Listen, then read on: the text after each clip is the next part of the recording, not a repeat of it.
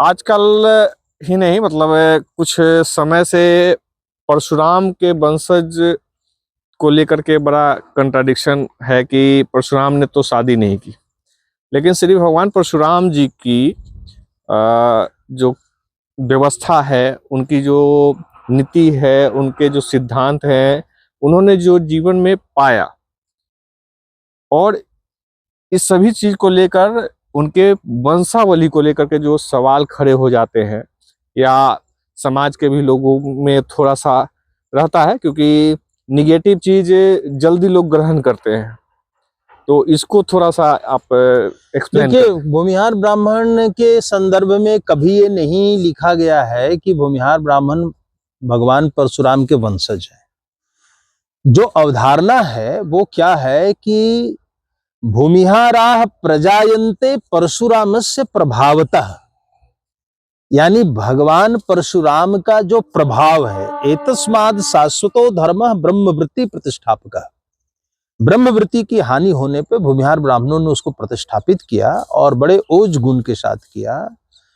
तो परशुराम के वंशज कहीं नहीं लिखा हुआ, प्रभावतः, उनके प्रभावों में उनके ओज गुण को धारण करने के कारण वो परशुराम से संबद्ध किए जाते हैं। एक मिथक है कि परशुराम ने सहस्रार्जुन को पराजित करने के बाद 21 बार क्षत्रिय विहीन करने के बाद जो आयुधजीवी ब्राह्मण थे उनको उन्होंने भूमि दान दिया।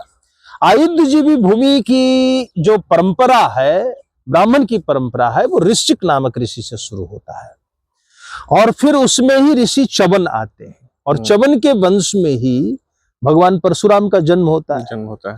तो ऋषिक, च्यवन, जन्मदग्नि, परशुराम ब्राह्मण की एक ऐसी श्रेणी है जो कहीं न कहीं आयुध जीविता को धर्म रक्षा के लिए महत्वपूर्ण मानती है। एक और उदाहरण मुझे मिला था, एक संस्कृत के महापंडित ने वो मुझे दिखाया था और उन्होंने बताया था कि जाति विलास में परशुराम के प्रभाव में भूमिहार ब्राह्मणों की उत्पत्ति हुई, ऐसा लिखा गया है।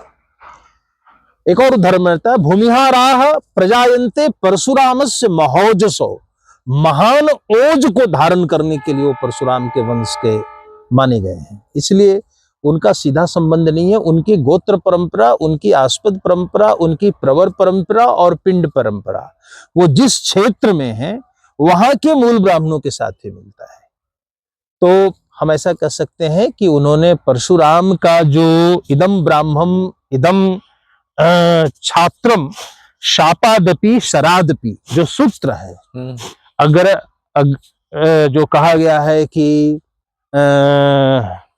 अग्रतः सकलम शास्त्रम पृष्ठतः ससरम धनु, इदम ब्राह्मम इदम छात्रम शापादपि शरादपि, आगे समस्त शास्त्र और पृष्ठ पर तुनीर, पृष्ठ पर शारंग, धनुष, यह धारण करना जिस ब्राह्मणत्व का लक्षण है वही लक्षण भूमिहार ब्राह्मणों के मिलते हैं। इसलिए उनका संबंध परशुराम से